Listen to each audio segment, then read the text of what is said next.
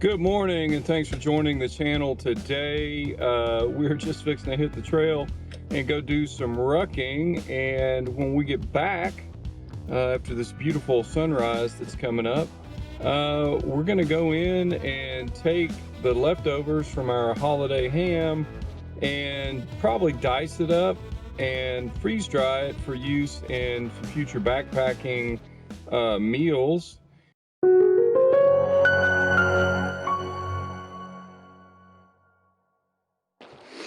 So, let's go freeze dry some ham. So we've got our leftover holiday ham, and this was huge when it started, of course, and we ate it during the main holidays, and then we've been eating leftovers for the last couple of days. And so now it's time for us to, we're ready to move on from ham. We don't eat a lot of ham during the year anyway.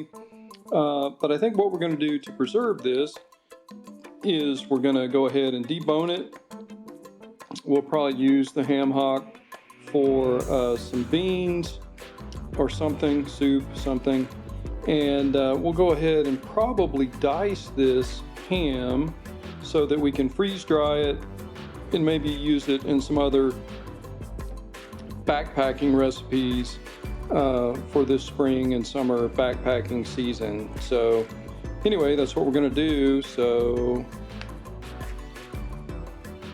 all right, and just like that, we have taken off most of the spiral cut ham. We left a big chunk on the ham hock. We'll make some nice beans with this, and we diced this pretty small.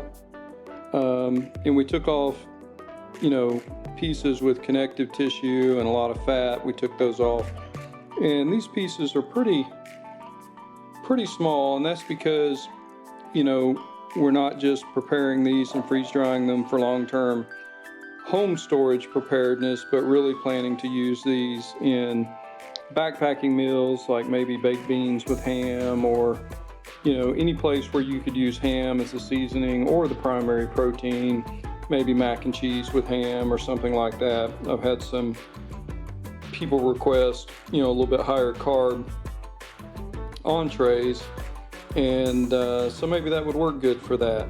So now we're gonna weigh this out. We'll put it on a plate, weigh it out. We have got, I don't know, maybe 3 cups of diced ham, and that's 431 grams before freeze drying. So we're going to get this on some Harvest Right freeze dryer plates, not plates, but trays, and get it in a freeze dry cycle and get it started.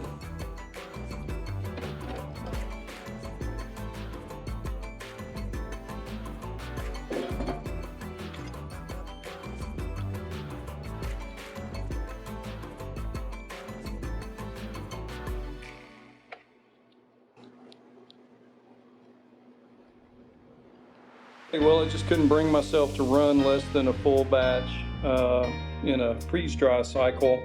So I went ahead and threw some taffy, saltwater taffy, on these 3 trays to go in with the ham run. And you guys have probably seen the previous video on Laffy Taffy.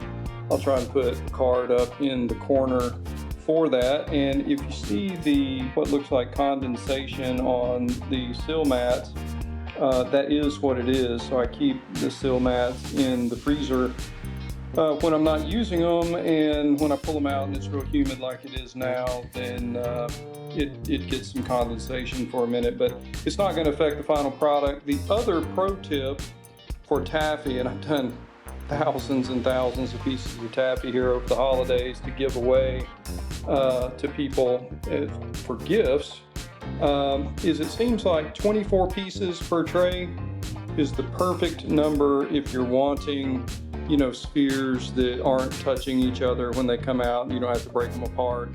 That gets you just the perfect spacing is 24 per sheet. Okay, we're going to throw these in the freeze dryer and get the cycle started. So we're loaded up. We've got the watermelon saltwater taffy there, and the lemon lime here, and the candy apple there. And then what we're really trying to do here is freeze dry the leftover spiral cut sugared ham for backpacking meals. So it's on the top shelf, and we're gonna get it started here.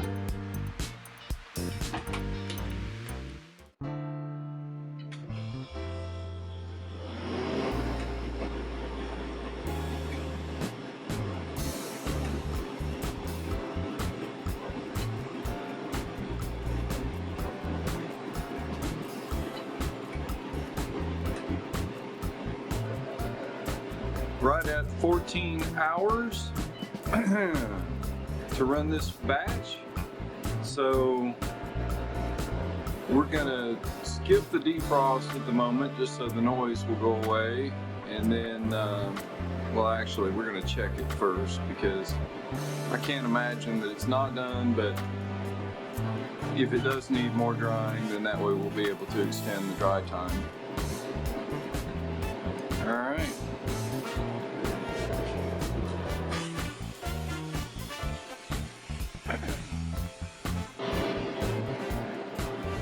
So 14-hour run.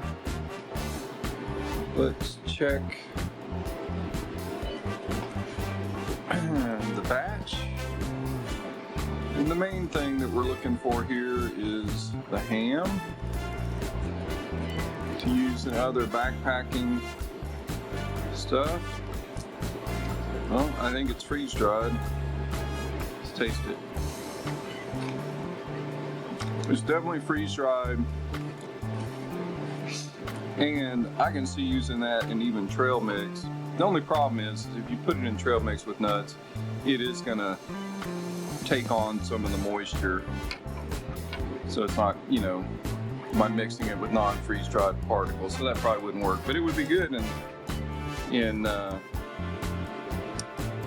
trail mix. All right, well, we're gonna go ahead and get that put into some storage bags for use in other products. And this is some of the taffy. This is candied apple, caramel apple taffy. And see how the balls aren't touching? This is 24 each tray, and they do blow up a lot, but they're not touching one another. You're not having to break them apart. So, and that's about a normal run time for them with this new Premier pump. All right, well, we're just gonna get those stored away. Let's get them bagged up.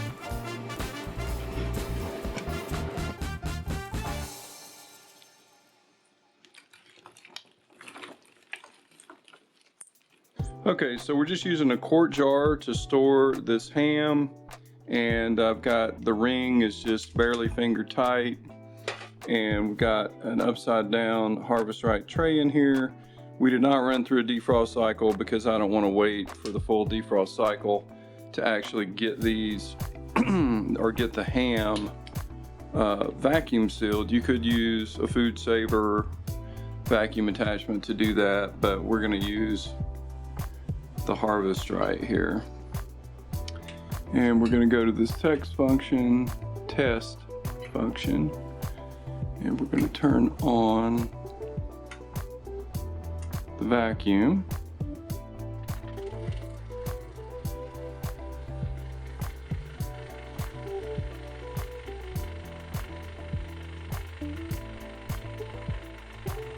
And it's going to start pulling down the vacuum in here.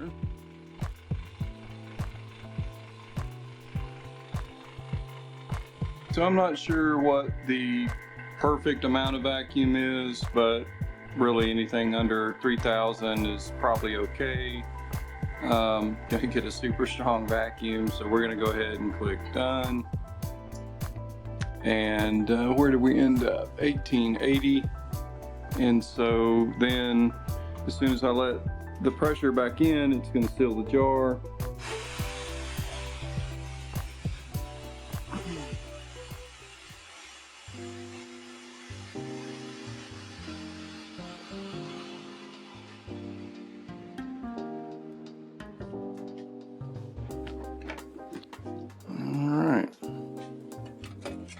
And the ring is looser than it was when I put it in there. It's not always that way, but it is this time.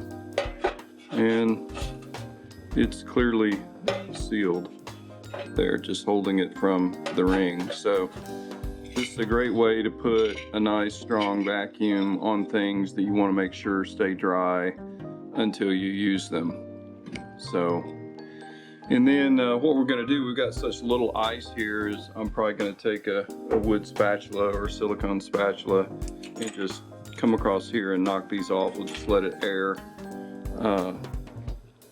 warm up for a minute, and then just knock that ice all off and wipe it down and get ready for the next run. Well, thanks for joining today. I hope that that was helpful, and stay tuned for more videos coming down the pike related to helping you improve your outdoor-centric lifestyle. If you haven't subscribed, hit the subscribe button. If you liked it, give it a thumbs up. And as always, leave comments in the comment section. We do try and get back to those in a timely manner. So drop us a line in the comment section, and remember, when you can, get up, get out, live a little. See ya.